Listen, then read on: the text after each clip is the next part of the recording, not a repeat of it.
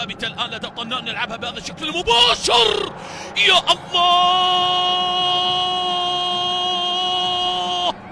المجنون لم يهدأ، المجنون لم يتوقف، المجنون لم تكن معه الكرة السابقة صدفة، بل إنه يكرر إبداعه، يكرر متعته، يكرر روائعه في أرضية ملعب المباراة. قال: هل تتحدثون عن صدفة سابقة؟ خذوا هذه، خذوا هذه. وصلت بيساره. يا لك من فنان فنان فنان، يا طنان بكرة وصلت. فنان أسامة طنان، ضع يديك على رأسك، لا بل اجلس على أرضية الميدان.